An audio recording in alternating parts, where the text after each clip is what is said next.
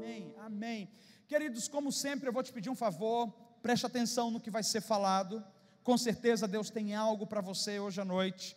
Eu já estava com saudade, fazia quase um mês que eu não pregava aqui na minha própria igreja, meu Deus do céu, mas é bom, eu estava ouvindo outras pessoas ministrando, tenho ouvido de como tem sido tremendo e maravilhoso, e eu sei que Deus está renovando a unção sobre as nossas vidas, amém? Eu creio que Deus está renovando a unção sobre as nossas vidas. Nós temos tido algumas experiências com o Senhor e visto como as coisas têm andado, e temos visto algumas coisas em espírito. Isso nos alegra muito. Então hoje eu separei uma mensagem que tem por título o Vale da Decisão, e vai ser uma mensagem rápida, uma mensagem reflexiva, e eu gostaria que você abrisse o seu coração para entender o que Deus deseja falar conosco. Quando se fala em vale de decisão, cada um de nós temos uma imagem na nossa mente. Alguns entendem o que é vale, e outros nem tanto. A questão não é se a gente entende ou não. A questão é, de fato os vales existem em nossas vidas, ou no processo da nossa vida? Sim. Em algum momento você já passou por algum vale.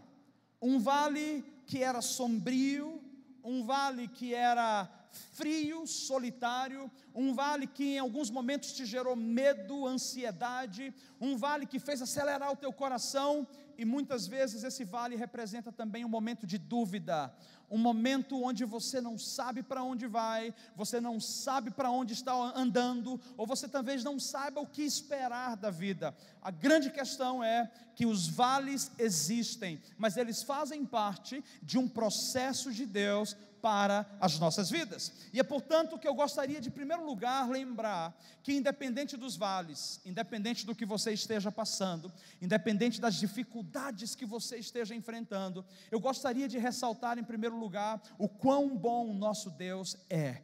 O nosso Deus é bom, Ele é generoso, Ele é um Pai de amor, Ele é magnífico, Ele é profundo, Ele é tremendo, Ele é misericordioso. As suas misericórdias se renovam a cada manhã sobre as nossas vidas.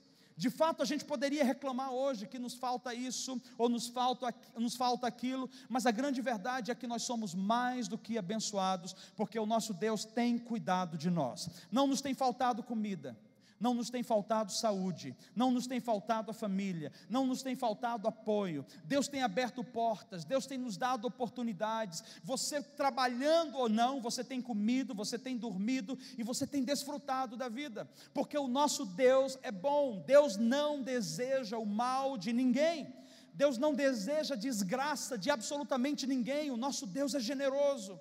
Em Hebreus capítulo 11, capítulo 11, versículo 6, diz que sem fé é impossível agradar a Deus, e é importante que aqueles que se aproximam de Deus acreditem que Ele deseja presentear todos aqueles que confiam nele, todos aqueles que amam a Ele.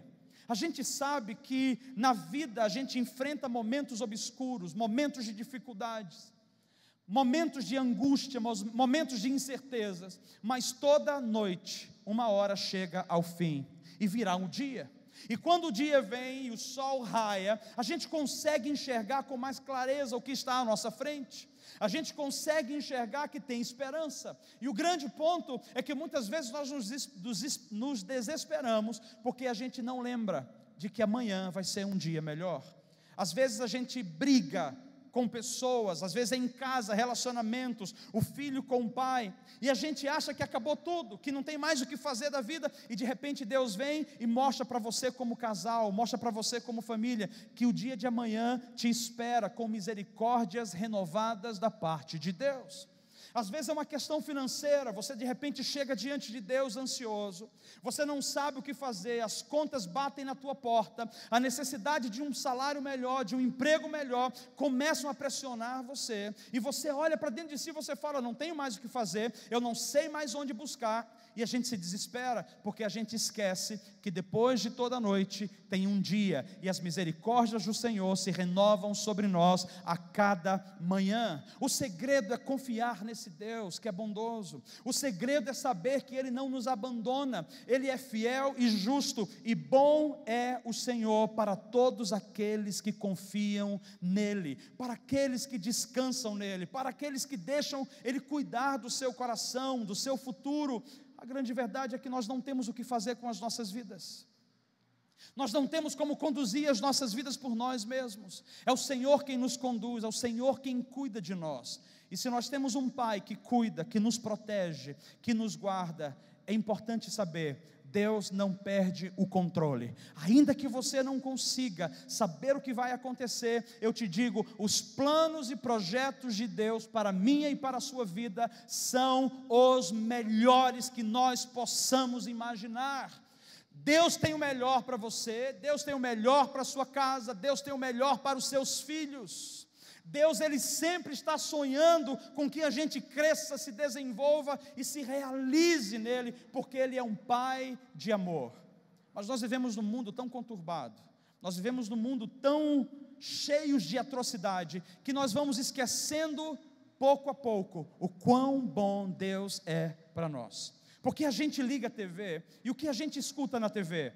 Escutamos desgraça, escutamos sobre roubo, escutamos sobre estupros, escutamos sobre violência, e nós vamos nos esquecendo que o nosso Deus é poderoso e que Ele tem guardado as nossas vidas. Ligamos o rádio com relação à economia e vemos que está de mal a pior, e vamos nos esquecendo. A Bíblia diz, por se multiplicar a iniquidade, o amor de muitos tem esfriado. As pessoas têm perdido a expectativa na vida, as pessoas têm perdido a expectativa nos relacionamentos, as pessoas têm perdido as expectativas em Deus. Elas vivem para cumprir o seu próprio projeto pessoal, elas vivem para tentar alcançar as suas próprias metas, que às vezes são tão pequenas diante daquilo que Deus tem. Ele diz, os meus pensamentos sobre você são maiores do que os seus, os meus sonhos são melhores do que os seus. Em outras palavras, Ele está dizendo, eu quero que você confie em mim, eu quero que você saiba que eu estou no controle, que eu cuido de você, eu quero que você saiba que eu guardo você e que não deixarei com que nenhum mal te aconteça. Ele não permitirá com que os seus pés vacilem. E eu começo perguntando, quando foi que você esqueceu de tudo que Deus falou com você? Qual foi o dia que você deixou de lado a palavra profética, a promessa, o sonho que um dia Deus liberou sobre a sua vida? Quando foi que você deixou esfriar o amor e a fé, a esperança no seu coração? Porque nesse ponto, exatamente nesse ponto, você não apenas deixou um sonho, uma promessa e um projeto, você deixou um pedaço da sua vida. Todas as vezes que a gente desacredita em Deus, duvida de Deus, a gente perde um pedaço da nossa vida, a gente perde um pedaço da nossa história. Porque quando Deus crê, Ele está construindo, quando Deus libera fé em nós, e libera um sonho, e nós cremos nele, Ele está construindo algo em nós. Então os sonhos de Deus em nós constroem uma vida, os sonhos de Deus em nós constroem uma história, e Ele está dizendo, está na hora da gente decidir voltar ao lugar que Ele tem para nós, esse lugar onde nós nos posicionamos, esse lugar onde nós acreditamos, esse lugar onde nós confiamos no Senhor. Conta-se a história de um homem, que era um homem muito ansioso pela vida, e que juntou muito dinheiro ao longo dos anos, e ele trabalhou muito, e tudo que ele juntou na vida, ele não pôde desfrutar, porque ele chegou uma determinada noite, onde ele percebeu que ele não estava passando bem, o seu coração acelerava, ele suou muito. Enquanto ele suava, ele dizia, eu estou perdendo fôlego, meu braço está doendo, o meu peito está pressionando, e eu já não sei mais o que fazer. E ele lembrava de todos os anos que ele trabalhou, de todo o investimento que ele fez, todos os projetos que um dia ele escreveu na sua caderneta, que um dia tinha se cumprido, mas ele percebeu que ele não tinha desfrutado, porque no processo de construir, ele não entendia que a vida dele tinha um prazo de validade. E porque a vida dele tinha um prazo de validade, ele não sabia quando seria o seu último dia, Ele não sabia quando seria o seu último suspiro. E tudo que ele juntou, nada ele levou para o túmulo. Ficou tudo fora do túmulo, fora daquela nova fase da sua vida. Algumas pessoas que vieram depois, os herdeiros desfrutaram, mas ele nunca desfrutou. E a pergunta que eu te faço é: o que vale a vida de fato? De vivermos e fazermos tudo, de alcançarmos um monte de coisa, de trabalharmos tanto, mas no fim das contas, chegarmos a um momento onde a gente vai se deparar com uma realidade e vamos dizer: eu não desfrutei de nada que eu construí. Eu não consegui desfrutar do melhor, eu não consegui desfrutar da paz, eu não consegui desfrutar da minha família, eu não consegui desfrutar da esperança, eu não consegui desfrutar da alegria, eu não consegui desfrutar de absolutamente nada. A pergunta que eu lanço para você é: você sabe quando será o dia do teu último suspiro? Você sabe quando essa linha da vida, esse fio da vida será cortado e você deixará de habitar nessa terra? Nós não sabemos. A única certeza que nós temos, a única garantia é do hoje. É o que Deus está fazendo hoje, é a oportunidade que Deus te dá hoje, é a oportunidade que Deus me dá hoje. O ontem passou e não volta mais. Nós não mudamos o dia de ontem. O amanhã nós não temos poder de fazer absolutamente nada, porque o dia de amanhã não nos pertence, mas Deus nos deu o dia de hoje. E eu vou te falar que nós tememos pensar sobre o fim. Nós tememos pensar sobre essa realidade de que um dia tudo vai acabar. Vivemos como se fôssemos eternos, porque a eternidade, segundo Eclesiastes fala, está dentro de nós. Mas o sábio escreveu em Provérbios dizendo que é muito melhor estarmos na casa onde há luto do que num lugar ou num salão onde existe grande festa. Porque onde tem festa a gente só festeja e gasta os nossos dias, sem pensar no dia de amanhã e sem avaliar as consequências. Mas quando nós estamos na casa que tem luto, quando nós estamos naquele ambiente que as pessoas estão chorando, angustiadas, nós passamos a pensar: um dia eu também passarei por algo semelhante. E como estará a minha vida nesse dia? Como estará o meu coração nesse dia? E tudo que eu construí, com quem vai ficar? Eu desfrutei do que eu gerei, eu desfrutei do que eu sonhei. Em outras palavras, o Senhor nos pergunta hoje à noite: o que você tem feito com a sua vida? E que rumo você tem dado à sua vida? O vale, que é intitulado o Vale da Decisão, foi uma visão apocalíptica que Joel teve.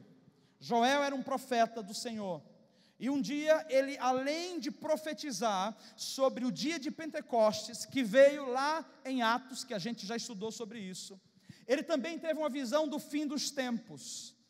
Nós não gostamos muito de falar sobre o fim dos tempos, mas ele teve uma visão do fim dos tempos.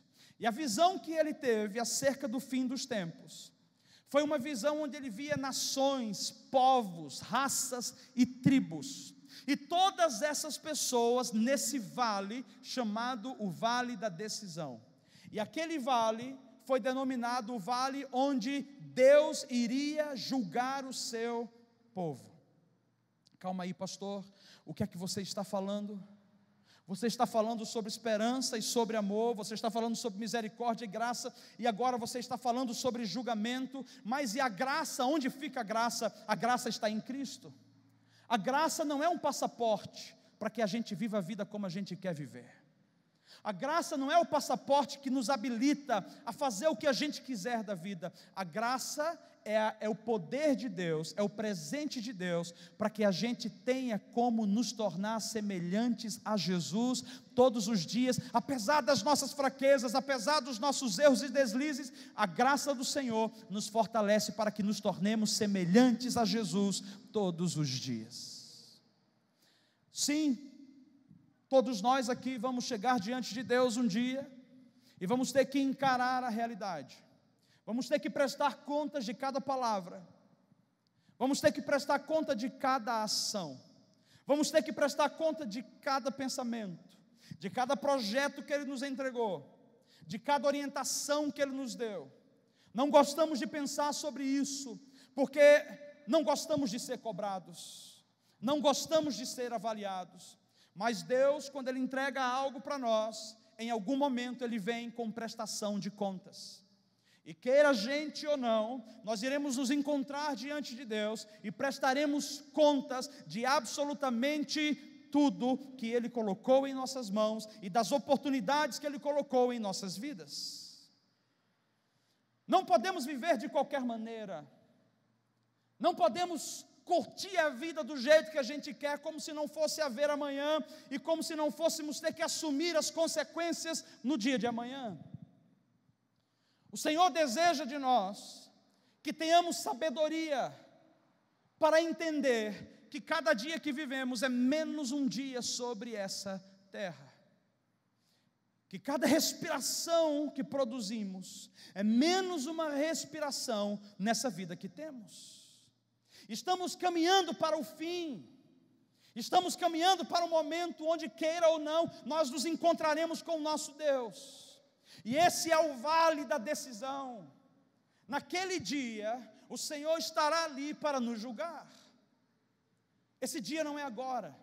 Esse dia tem a ver com uma revelação apocalíptica, isso é, existirá um futuro, existirá um ano onde o Senhor nos visitará e pedirá contas de tudo que Ele entregou para mim, para você. Você como pai, Ele entregou uma família, e Ele vai te perguntar, não quantas almas você ganhou, não quanto dinheiro você conquistou, mas Ele vai dizer, onde está a tua esposa, onde estão os teus filhos, onde estão o projeto e o propósito familiar que eu entreguei para vocês, da mesma maneira a mãe, da mesma maneira os filhos, em outras palavras o Senhor nos pedirá conta de absolutamente tudo.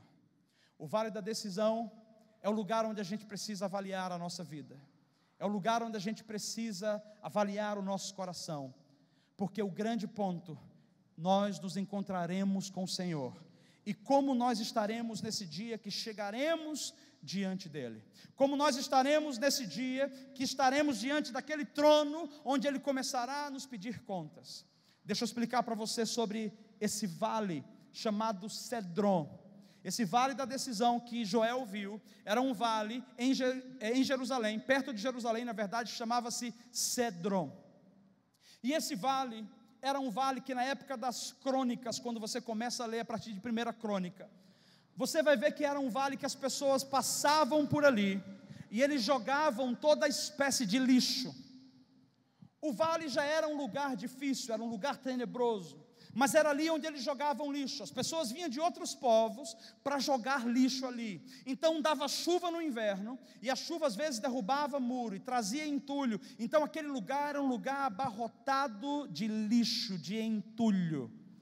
Mas foi chamado Cedron. E a razão pela qual foi chamado Vale da Decisão é porque lá na frente as pessoas entendiam que quando elas passavam por ali, elas tinham uma sensação dentro delas, assim ó, meu Deus, o que eu estou fazendo aqui? O que está acontecendo? Quem deixou aquele negócio ali? O que é que eu estou carregando comigo? E o que é que eu preciso deixar nesse vale? Aquele vale para o povo de Deus se tornou o vale onde eles passavam e descarregavam tudo que estavam carregando que não prestava. Fosse algum lixo material, mas fosse também um sentimento, fosse também um projeto, uma frustração, uma angústia. Qualquer coisa que não prestasse, eles passavam no vale e lançavam sobre o vale. Davi passou por aquele vale. A Bíblia cita com toda clareza que Davi, ao fugir do seu filho Absalão, ele passa pelo vale para não ter que ficar no palácio e lutar contra Absalão. Absalão tinha se voltado contra ele, e ele disse, eu prefiro nesse momento perder o meu reino, eu prefiro nesse momento perder a minha reputação, perder o meu status, que perder o meu filho, tendo que eu lutar com ele e vencê-lo. Então Davi foge com todo o povo, e vai muita gente com Davi, e eles fogem pelo vale de Cedron. E a Bíblia relata no capítulo 3 de Salmos, esse capítulo 3 de Salmos, Davi escreveu enquanto estava passando nesse vale. E ele começa a pedir: Senhor, livra-me dos meus inimigos. Senhor, atenta para a situação do meu coração. Pai, tenha misericórdia de mim, coloca os meus inimigos longe de mim, destrói os meus inimigos. E aí Davi também fala: ainda que se levantem 10.000 homens contra mim, que era o que estava acontecendo, e me cerquem, todavia eu confiarei em meu Deus. Eu não me abalarei, eu não retrocederei. O vale é lugar de reflexão. Davi estava fugindo de uma situação extremamente delicada, e Deus precisou levá-lo para aquele vale, para que naquele vale ele avaliasse a sua própria vida, para que ele avaliasse a sua paternidade, como ele estava sendo pai, para que ele avaliasse como ele estava lidando com o seu reino, para que ele avaliasse como ele estava lidando com o dinheiro, para que ele avaliasse como ele estava lidando com as coisas de Deus. O vale, ele tem princípio, ele tem o meio e ele tem o fim. Mas o vale não é um lugar para matar ninguém. O vale é um lugar para que a gente decida abandonar o que nós carregamos e que não tem valor algum, e que não presta, e que destrói as nossas vidas. Davi sai do vale e ele vai até o monte, que é conhecido como Monte das Oliveiras. E no Monte das Oliveiras, a Bíblia diz que ele chega lá e ele levanta a adoração a Deus. O mesmo vale foi o vale que Jesus levou no Novo Testamento os seus discípulos. E ele leva os discípulos várias vezes, na verdade. Durante o inverno, Jesus precisava passar por dentro da água que corria no vale. Durante o verão, o lugar era extremamente seco, tinha cobras, bichos peçonhentos, mas ele precisava passar. O objetivo era cruzar, era do monte que tinha o templo até o Monte das Oliveiras. Era o jardim do Getsêmani. Para que ele chegasse até o jardim, ele precisava passar pelo vale. E o jardim do Getsêmani, isso é, o Monte das Oliveiras, era um lugar de adoração. Era um lugar onde ele exaltava a Deus. O que eu acho interessante é que Jesus fez esse trajeto com os discípulos algumas vezes. Nós não temos como subir ao Monte das Oliveiras, isso é o ambiente da adoração, o ambiente onde a gente recebe a revelação da glória, se a gente antes não nos deparar com a realidade caótica desse vale. E esse vale provavelmente seja o reflexo caótico de alguns momentos ou algumas áreas da nossa alma, algumas fragilidades, algumas coisas escusas que estão guardadas ali, alguns problemas e conflitos e complexos pessoais que nós guardamos ali dentro e não conseguimos abrir mão. Eu preciso dizer para você, o vale é o lugar que você precisa passar algumas vezes durante a sua vida. O seu futuro depende desse vale, o vale de Cedron, o vale que você vai passar em algum momento. Depende por quê? Porque você precisa se deparar muitas vezes com a realidade da morte. Eu era uma pessoa, eu passei por uma crise emocional horrível, já contei para alguns, eu preciso voltar a contar isso aqui na igreja, tem algumas pessoas novas que não conhecem. Mas eu nunca tinha experimentado morte na minha vida, uma situação de morte. Eu era extremamente corajoso no campo missionário. Meu Deus, eu entrava no meio do mato, isso era para matar cobra, jacaré. Eu pesquei jacaré à noite na canoa, cara. A canoa ficava 2 centímetros assim, para poder afundar na água, e eu estava à noite com a lanterna pescando jacaré. A gente passava no meio do mato, armava a rede na árvore, dormia ali. Eu só tinha medo de escorpião, e por coincidência do destino, eu fui picado por um dia. Mas, enfim, fiquei com tanta raiva dele que esmaguei ele. Já que me picou, meu irmão, se eu morrer, eu vou morrer, mas você morre antes. Acabei com ele. Eu era um cara corajoso, até que eu me deparei com uma situação de morte. Eu achava que eu estava pronto, e a gente começa a avaliar como eu estou para me encontrar com meu Deus. Porque o medo da morte não é outra coisa, senão a insegurança de como estamos vivendo hoje com Deus. Nós só tememos a morte porque nós não temos certeza de que se estamos de fato preparados para Ele. Porque se tiver tudo bem, tudo caminhando bem, cara, o morrer é lucro, eu estou ganhando. Se eu sair daqui e for encontrar com o meu Senhor, eu estou ganhando. Mas quando a gente não tem essa certeza, uma doença, uma crise, uma notícia ruim abala o nosso coração. Precisamos estar prontos. E provavelmente, se você fica abalado quando você se depara com essa situação, é porque você precisa largar algumas coisas no vale da decisão. As multidões vão se reunir no vale da decisão, e elas precisarão tomar um posicionamento. O que você vai fazer enquanto você passa por esse vale? Eu quero ler para você, você não precisa abrir. Está em Deuteronômio capítulo 30, versículo 19 e 20, diz assim: os céus e a terra tomo hoje por testemunhas contra vós, de que te tenho proposto a vida e a morte, a bênção e a maldição. Escolhe, pois, a vida, para que vivas tu e a tua descendência, amando ao Senhor teu Deus, dando ouvidos à sua voz e chegando-te a Ele, pois Ele é a tua vida e o prolongamento dos teus dias, para que fiques na terra que o Senhor jurou aos teus pais, a Abraão, a Isaque e a Jacó, que lhes havia de dar. Essa mensagem que Deus estava entregando ao seu povo, o povo hebreu, era uma mensagem que Ele estava estabelecendo vida e maldição. E o vale da decisão é o vale da gente avaliar. Temos sementes em nossos bolsos. De um lado temos sementes boas, temos bons pensamentos, temos boas atitudes, temos princípios e valores. Do outro lado nós temos sementes ruins. Temos vingança, temos ódio, temos amargura, temos roubo, temos mentira, temos fofoca, temos adultérios, temos de tudo que não presta do outro lado.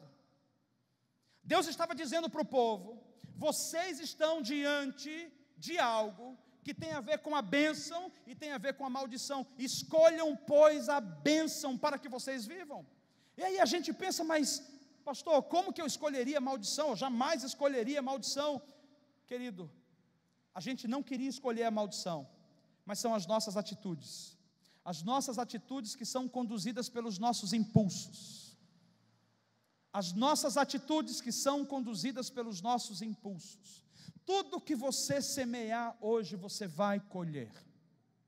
Se você semear infidelidade, você vai colher infidelidade. Se você semear revolta, você vai colher revolta. Se você semear ira, morte, você vai colher o que você semear. Semelhantemente, se você semear vida, você vai colher vida. Se você semear perdão, você vai colher perdão. Se você semear paz, você vai colher paz.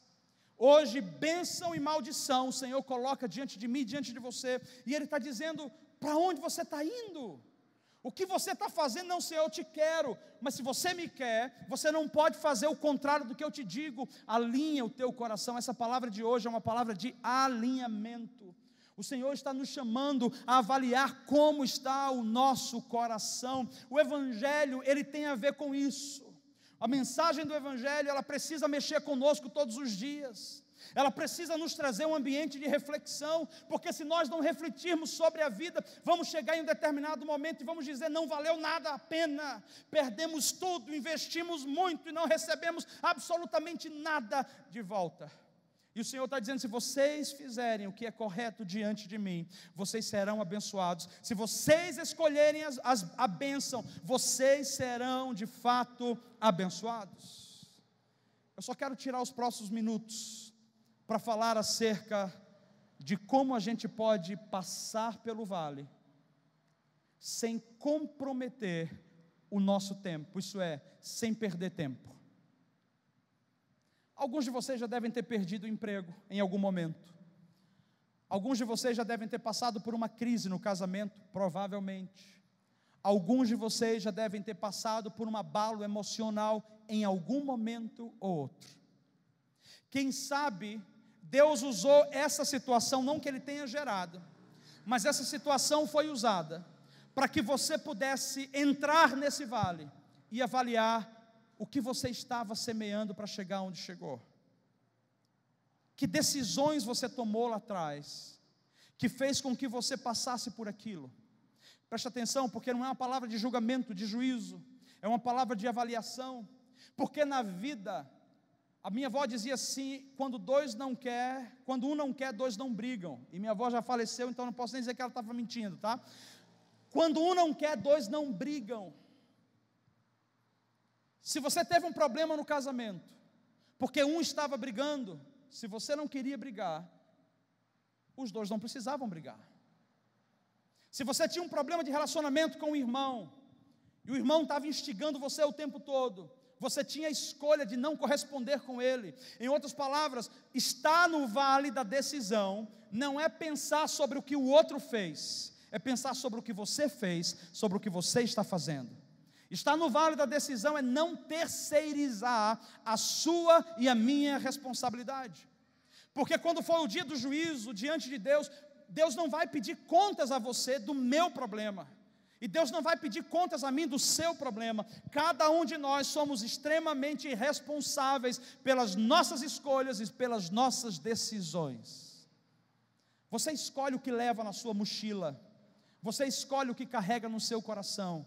Mas eu preciso alertar você: tudo que você carrega que não tem a ver com a graça, com a bondade, que não tem a ver com o amor de Deus, vai gerar um sobrepeso em um momento ou outro, que vai começar a aniquilar a sua vida. Isso é, vai começar a comer anos da sua vida, vai começar a arrancar recursos que você construiu, porque todo sobrepeso é prejudicial. Jesus disse: tomai sobre vós o meu jugo e o meu fardo, que é suave e leve. Ele disse: eu estou aqui, vinde a mim todos vós que estáis cansados, oprimidos e sobrecarregados. Não é uma palavra para quem está na rua, bêbado, jogado na sarjeta, é uma palavra para nós hoje que estamos ouvindo. Ele está dizendo: vinde a mim. Se você não está aguentando carregar isso aí, lança isso sobre mim, isso é, abandona isso nesse vale. Quanto tempo você quer ficar nessa situação? Quanto tempo você quer passar nesse lugar? Quantos anos mais te basta de lição dentro desse ambiente tenebroso, obscuro? Chega, Deus tem o melhor para nós. Chega, Deus tem uma palavra de vida. Ele está dizendo: eu gerei você para a vida e não para a morte. Não vale a pena guardar a amargura. Não vale a pena guardar a infidelidade, não vale a pena guardar a angústia, a vingança, não vale a pena, você não foi feito para isso. Ah, mas eu poderia ser aquele melhor chefe daquele trabalho, mas alguém passou no meu caminho antes e puxou o meu tapete. Aconteceu, bola para frente, deixa para lá. Deus tem o melhor para você. Ninguém pode arruinar o que Deus tem para você. Ninguém pode apagar a história linda que Deus construiu sobre a sua vida. Mas Ele quer sim que você tenha justamente essa fisionomia que alguns estão tendo, de interrogação e perguntando: Senhor, e agora? E agora? O que é que o Senhor está querendo falar comigo? E agora? O que é que eu tenho que deixar aqui nesse vale? Seja lá o que for, você precisa se decidir. Seja lá o que for, você precisa tomar um posicionamento hoje, não amanhã. Mudanças concretas e verdadeiras, elas não acontecem amanhã, elas acontecem hoje. Esse negócio de dizer: eu vou emagrecer começando segunda-feira, cara, esquece, já não vai. Se você falar assim: eu quero emagrecer e começa hoje, eu garanto que você consegue. Mas deixar para amanhã, não, vou comer hoje até meia-noite e amanhã eu começo, já não vai conseguir. O Senhor está dizendo: o que tem de fazer, faça hoje. O que precisa decidir, decida agora. Porque Ele deseja derramar sobre você uma unção nova e uma unção fresca que você ainda não experimentou. Ele deseja derramar sobre você uma unção nova e uma unção fresca que você ainda não experimentou. E quer saber de uma coisa? Quer saber por que o rio não está fluindo mais? Quer saber por que essa vertente não está fluindo mais? Porque onde existe lixo, onde existe sobrepeso, não tem lugar para que seja derramado sobre você o novo. A única maneira da gente experimentar o novo é abrindo a mão do velho, é abrindo mão daquilo que a gente carrega e que não está gerando nada em nós. Se for dúvida, não se preocupe. Deus usa a sua dúvida para falar com você. Se for uma crise, não tem problema. Deus usa a sua crise para falar com você. Se foi um problema sério familiar, não tem problema. Deus usa esse problema sério familiar para falar com você. O nosso Deus não se limita ao que a gente acha. Ele é abundantemente criativo e Ele pode fazer todas as coisas. Então eu preciso perguntar de você: você identifica na sua vida coisas que você carrega, que precisam ser deixadas nesse vale da decisão? Porque não é o pastor que libera, botando a mão na sua cabeça, uma unção nova. Eu posso orar por você, mas é o seu coração alinhado com Deus que desata a unção sobre a sua vida. Se você não estiver alinhado, você pode ouvir a palavra, pode vir aqui todos os ministros, maiores ministros do universo, e transferir sobre você algo, nada vai acontecer. O seu coração precisa estar pronto a receber. O seu coração precisa estar preparado para receber. Então essa é a minha pergunta: o que você tem aí dentro que precisa ser lançado no vale da decisão hoje? Seja um sentimento ruim com relação a alguém, seja um complexo com relação a você mesmo. Você sabe de uma coisa? As pessoas que mais sofrem dentro das igrejas não são as pessoas que não têm dom. São as pessoas que têm dom e não conseguem enxergar quão especiais elas são. Então elas começam a ficar perdidas, tentando pegar o que o outro tem, tentando se parecer com o outro. Mas tem um monte de gente que tem dons, que tem palavras e sonhos de Deus, mas a gente fica morrendo, porque a gente sempre acha que o outro, esquece o outro e viva o seu. Abra mão desse complexo de inferioridade, abra mão desse complexo que está engolindo você. E deixa Deus colocar em você a identidade restaurada. Você é filho e você é filha de Deus, e Deus tem um projeto maravilhoso sobre a sua vida, e ninguém pode mudar isso. Ninguém pode mudar isso. Mas existem situações que a gente guarda conosco, que nunca contamos a ninguém. Às vezes é um caso de abuso, o qual passamos, e a gente não fala porque, cara, se eu falar, o que vão pensar de mim? Cara, não importa, procura alguém de confiança e conversa. Às vezes é uma palavra que falaram com você, e você não tem noção de quão profundo foi aquilo, e você está andando, e você fala: cara, eu não consigo passar daqui, eu não consigo avançar a partir daqui, eu não consigo ir além. Coloca para fora, conversa com alguém, fala o que está acontecendo no teu coração, porque o Deus que eu sirvo, Ele é poderoso para restaurar qualquer ferida, Ele é poderoso para restaurar qualquer situação que possa ter atingido você. O que é que você está carregando hoje? O que é que você está carregando hoje? Porque em algumas situações você tem julgado homens, você tem colocado pessoas como responsáveis. Eu vou te falar, ninguém é responsável pelo que está acontecendo com você. Nem Deus é responsável pelo que está acontecendo com você. Foi você que saiu da sua posição, foi você que deixou de acreditar nele, foi você que deixou de viver como filho, foi você que se afastou dele. Mas ele diz: aproximai-vos de mim e eu serei convosco, aproxime-se de mim e eu me revelarei a vocês. Vinde a mim, todos vós que estáis cansados, oprimidos e sobrecarregados, e eu vos aliviarei. O que eu creio que Deus deseja fazer conosco hoje, nessa palavra, essa reflexão de alinhamento, é que existem coisas que Deus deseja derramar sobre nós como igreja, que ainda não pode vir, porque nós estamos muito centrados no nosso próprio umbigo. E existem coisas que Deus deseja derramar sobre a sua família, sobre a sua casa, que ainda não pode vir, porque você ainda não se alinhou e não se posicionou.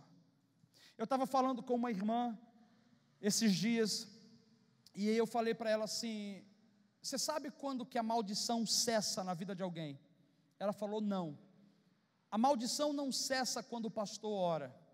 A maldição cessa quando você resolve abandonar o pecado que trouxe aquela maldição para a sua vida. E dei o exemplo de um banco. Eu falei: quando você está com uma dívida no banco, enquanto você não liga para o gerente, o que acontece? A dívida continua, juros após juros após juros. Para resolver aquilo, o que é que você tem que fazer? Orar, pastor. Aí eu dobro meu joelho e eu começo a orar. Não, resposta erradíssima, você ora depois.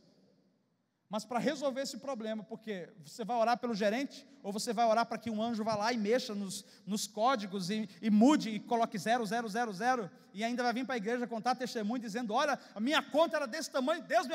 para com isso. Desculpa aí, mas Deus não está preocupado em apagar a nossa dívida. Deus não está preocupado em apagar a dívida que a gente deve. Ele está interessado em nos dar a habilidade de nós mesmos resolver os nossos problemas. Porque se nós não conseguirmos resolver os nossos problemas, vamos cair de novo no mesmo problema que estávamos atolados. A única maneira de sermos libertos é encarando a consequência, é decidindo, vale da decisão. Eu decido hoje, eu quero parar, eu quero interromper esse fluxo, eu quero cessar esses juros. O que é que eu tenho que fazer? Já vi que não é orar, primeiramente, é ligar para o banco. Pastor do céu, mas eu não vou ligar para o banco, eu não sei quando eu estou devendo, vou ligar lá, o gerente vai dizer para mim, eu vou ter um ataque cardíaco. Vai ter em algum momento, melhor ter agora que é menos, que se deixar daqui a 2 anos, o ataque vai ser fulminante. Talvez agora você consiga até se livrar, lá na frente vai ser mais difícil. Liga para o gerente. Uma coisa eu te garanto, o gerente não vai te mandar prender. Não vai chegar você vai ter que ir preso, você vai ter... Não. Ele vai dizer, caramba, cara, você está enrolado, né? Então, agora que você descobriu, você conversa com ele. Aí você fala com o gerente, eu estou devendo tanto, aí ele vai dizer, sim, esse tanto aqui, mais um tanto que você não lembra. Então, beleza, esse montante aí, como que eu resolvo? É porque sempre tem o que a gente não lembra, que é aquelas letrinhas pequenas, né? Aquela multa, aqueles juros. Como que eu resolvo isso? E ele vai te dar a opção, e você vai dizer, não, assim, eu não posso, eu não tenho 5 mil reais para pagar todo mês só dessa dívida. O que você pode fazer? Cara, eu posso fazer tanto, eu posso pagar 500, eu posso pagar 1.000, vai demorar 50 anos, mas você interrompe os juros quando você faz um acordo. Você interrompe os juros quando você se posiciona em resolver o problema. Você está compreendendo o que eu estou falando? Se você não interromper os juros, vai continuar e a dívida vai aumentar. Se você não resolver esse problema da sua vida hoje, a maldição que de repente está vindo para pegar você, para alcançar a sua vida, vai vir de uma maneira muito mais intensa e profunda. Nós não temos parte com as trevas, e as trevas não têm parte conosco, portanto, nós consertamos a nossa vida, colocamos a nossa vida no altar, e desfrutamos da misericórdia de Deus, porque a misericórdia vai te ajudar a se levantar, e aí vai surgir recursos, você vai ter ideia, e você vai pagar, e nunca mais você vai cair naquilo ali de novo. Mas tem que decidir, tem que tomar uma decisão hoje, tem que colocar a casa em ordem. Deus está dizendo, coloca a casa em ordem, coloca a casa em ordem, porque Ele está vindo pedir contas. Então não adianta estarmos aqui na igreja levantando a mão, sermos os maiores santarrões, mas a nossa casa está desordenada. Ele está dizendo, não tem a ver com a roupa, com o perfume, com o sapato que você usa, com o dom que você desenvolve, tem a ver com o seu coração. Coloca a casa em ordem. Eu sei que é difícil a gente ouvir uma palavra dessa. Meu Deus, pastor, vim aqui para receber uma palavra de ânimo. Meu Deus do céu, estou te dando uma palavra de vida, mais ânimo do que isso. Está na hora, queridos, da gente se levantar e a gente entender que a bênção não é para nós só porque Deus falou. A bênção, ela tem uma condição, e a condição é: eu recebo, eu aceito, mas eu me alinho. Eu aceito, eu recebo, mas eu me alinho. Eu posso garantir para você que Deus deseja prosperar cada um de nós aqui. Eu posso garantir para você que Deus deseja te dar dias melhores do que você está vivendo hoje. Eu posso garantir para você que você pode experimentar coisas melhores de Deus, mas você precisa decidir. O que é que você tem que deixar hoje nesse vale? O que é que você tem que jogar fora hoje? Que sentimento? Que situação? Que pecado é esse? Vamos ficar de pé e eu quero orar com você.